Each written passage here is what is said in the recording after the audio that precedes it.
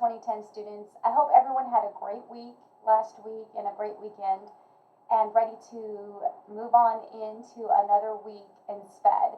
So last week we looked at collaborating with families, family partnerships, and how important that was when we have students with special needs in our classroom and how we can support them through family collaboration and partnerships. This week we're going to be specifically looking at the categories of disabilities under IDEA. Now, IDEA stands for Individuals Disabilities Education Act. And under this, there are 13 categories that they recognize of disability. So your goal is you should be able to tell me what the 13 categories are. That will be on our first test. So as you've noticed, and I even put it underneath overview, outcome, and keywords, is that right here under assessments, you'll notice I put study guide for quiz 1. Quiz 1 is worth 40 points. That lets you know that we are ending this module, and next week you will have your quiz 1. Now, obviously, since this is an online class, you will not be allowed to take it in class. You'll take it on your own. I will be sending a separate video, and you will get to have a little overview of what to look for, go over the content as far as the study guide and things that I provided to help you study.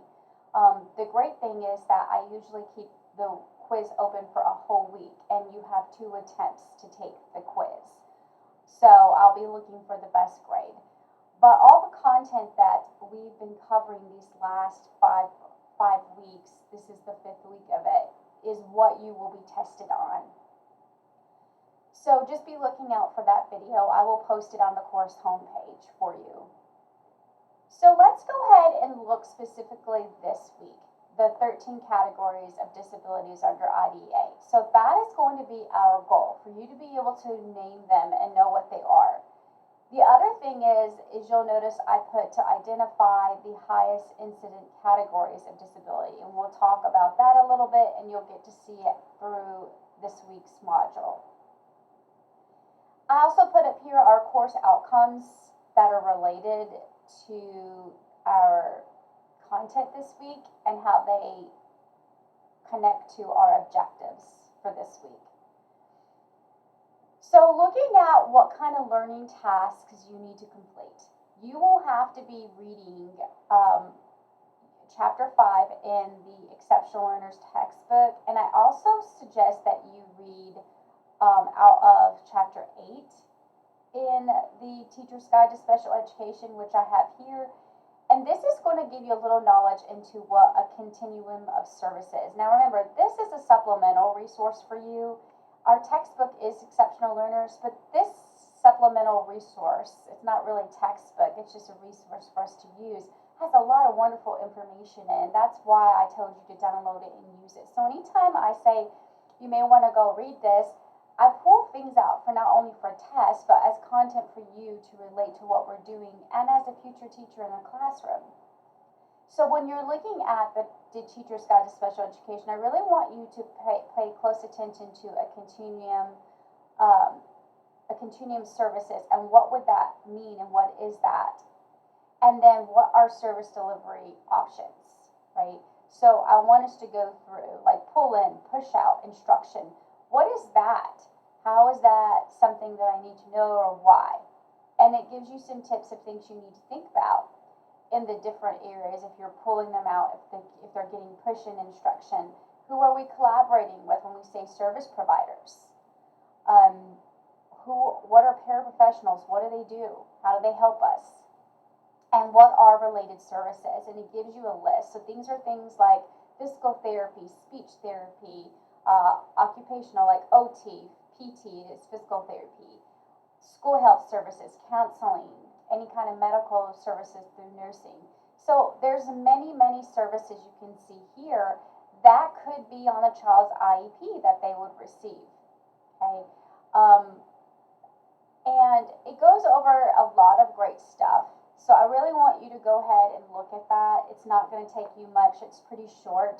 But you do need to read Chapter 5 in the textbook, and that's why I put it here on the top.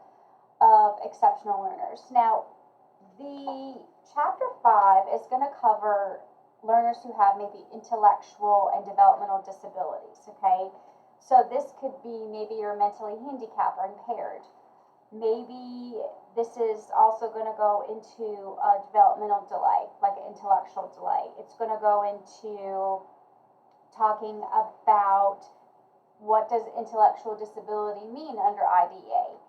We also talk about maybe what's the prevalence or causes of people getting this, or Down syndrome, right, or Alzheimer's. So these are all things that we look at. Is there environmental influences? Did something happen during the growing process in the fetus? And what do they think these causes are of these intellectual disabilities? And what are some adaptive behaviors that you're going to see?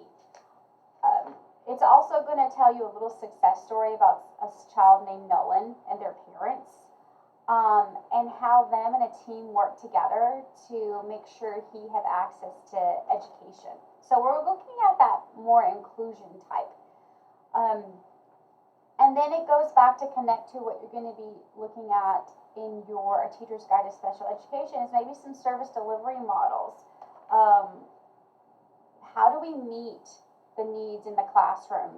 How do I support them as a teacher if they have intellectual disabilities? And on page 100 in your book, it gives you some research-based strategies that help. And what does early intervention look like? What's going to happen when they transition to adulthood?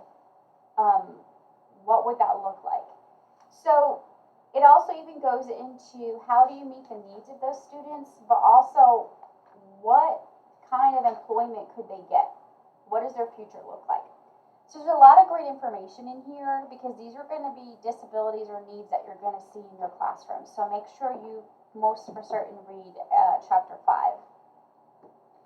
So the next thing I have you look at is the actual disability categories, which IDEA at this time recognizes 13 categories.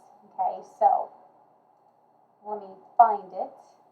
So I gave you a link here, and this I want you to look at, and you will be tested on this, but this is also going to be useful to complete this week's activity.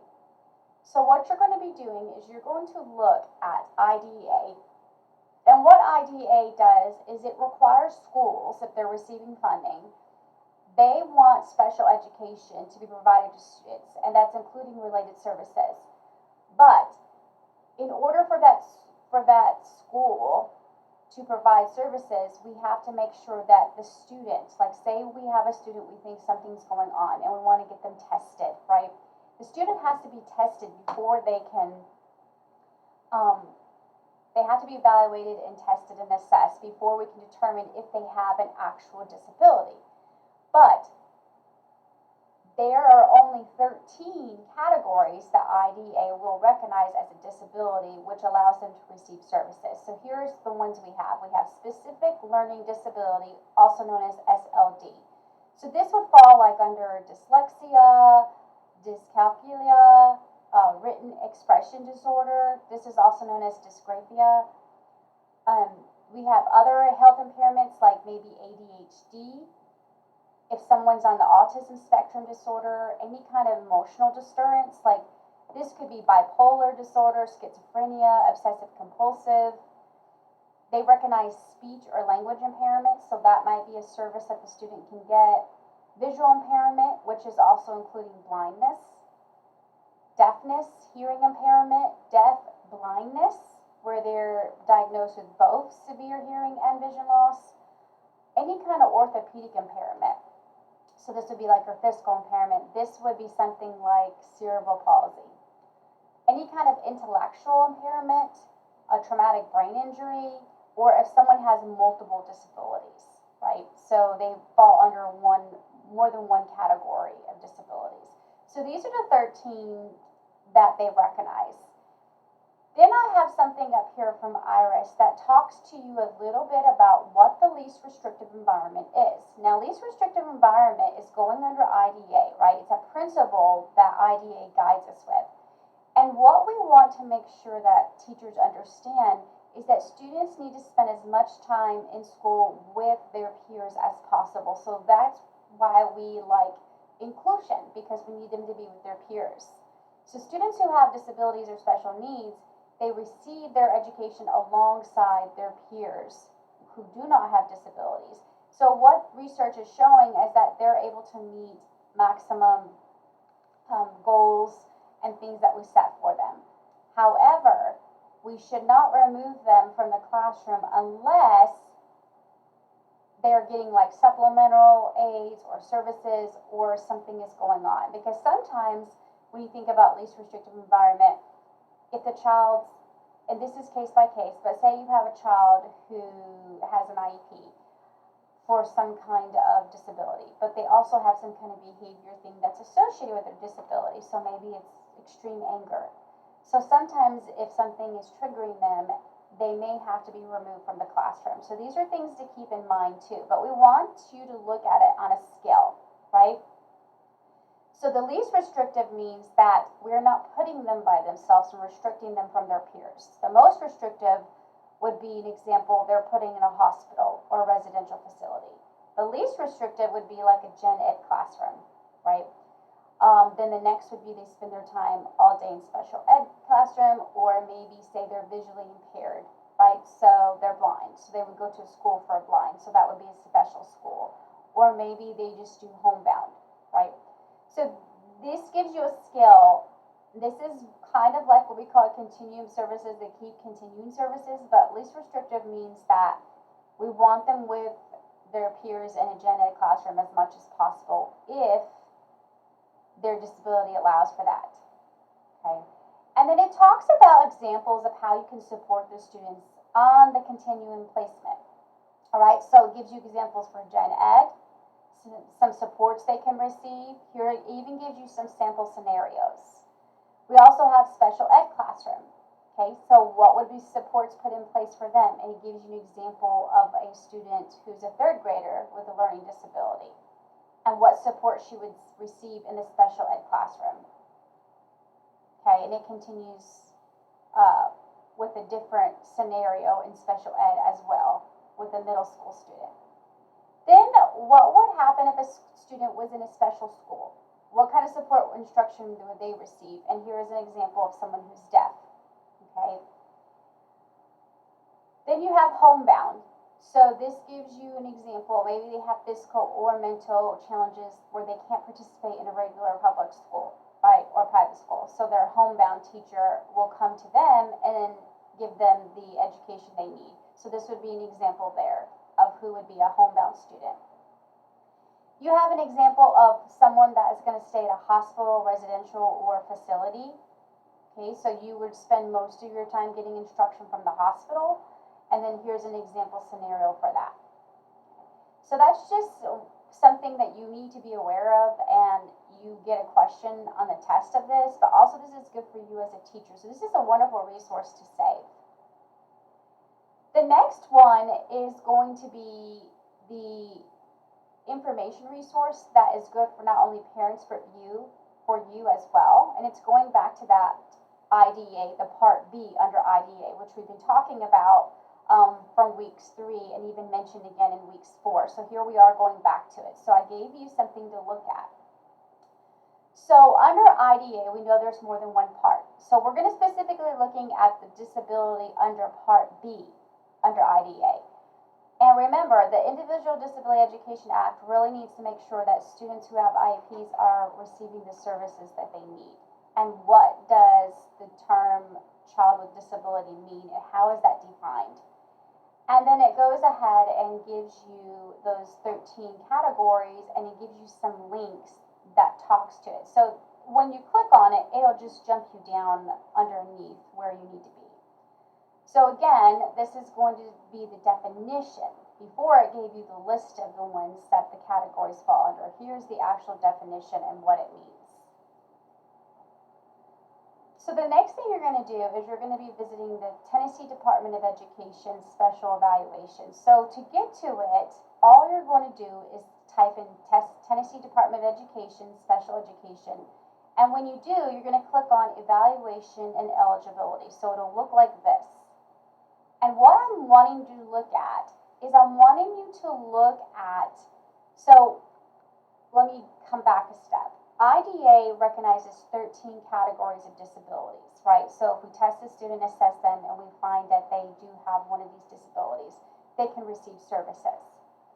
However, Tennessee recognizes 2 additional categories of disabilities. So if a student lives in Tennessee, there could be an additional 1 or additional 2 that we would recognize still the same 13, but we're also recognizing 2 more than IDA does.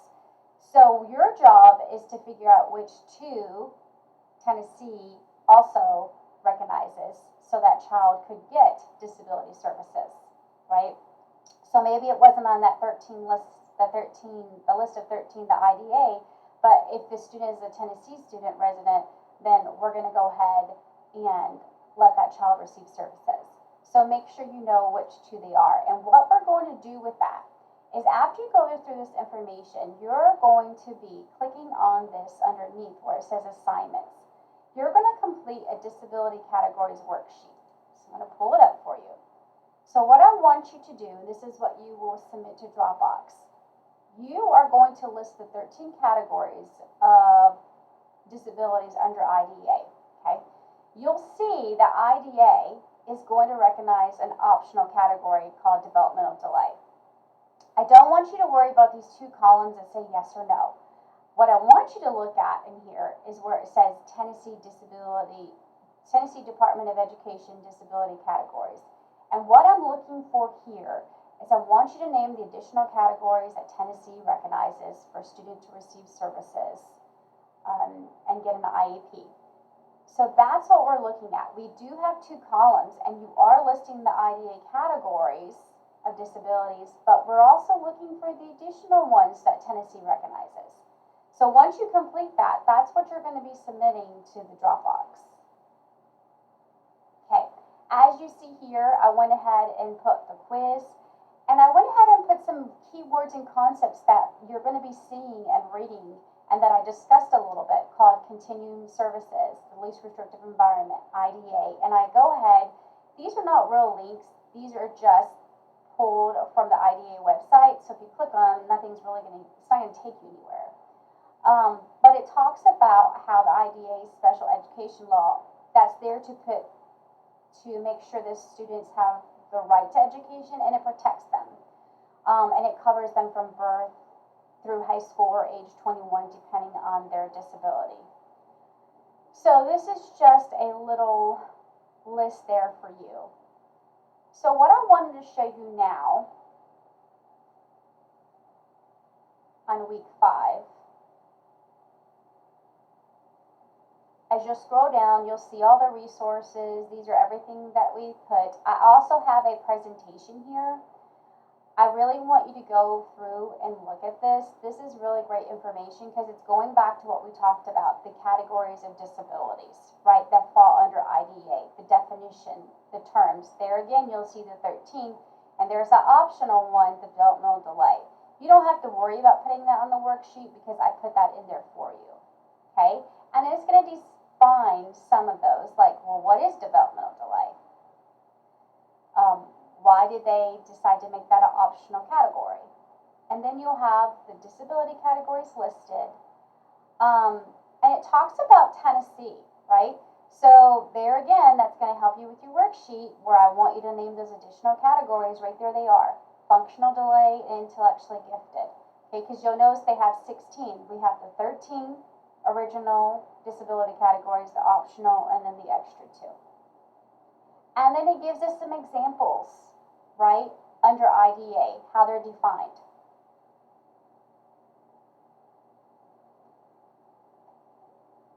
So just make sure you go through that.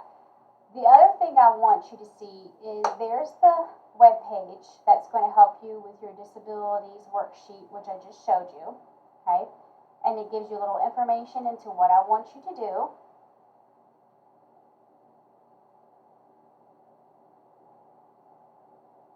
Okay, so it tells you what to read, what to visit, then it gives you the worksheet. And something else I want to draw your attention to, and I will be sending a separate video out for you so you'll be able to see it, is underneath assignment, aside from what you're going to be turning in into Dropbox, you're going to see that the service learning referral confirmation is due. Now, I have emailed several students regarding service learning that you've been approved, and you need to make contact for your initial meeting to go over the schedule and to get your referral confirmation form completed. That's due on the 28th this week. Now remember, that does not mean you have the green light. We still have to get this back before I give you the green light to begin your hours. So if you've already done your hours and I'm not giving you the official green light, you're going to have to repeat those hours. So just keep that in mind. But this is why I put that there. I also wanted to draw your attention to the interview or journal report that's due October 1st, so please keep that in mind. You were to pick one of them, and then you were going to submit it to Dropbox. So that's coming up and due, so please be aware of that. You only choose one, you don't do both. And then I give you the study guide for Module 1, which we will be discussing in a separate video. Alright guys, I know that's a lot of information. It's very important information this week, and you're going to see lots of questions on the quiz from it, but also these are things that you need to know under the legislation of IDEA and the categories and how this is going to affect you as a teacher in the classroom. So please keep that in mind and make those connections when you are working in this module this week.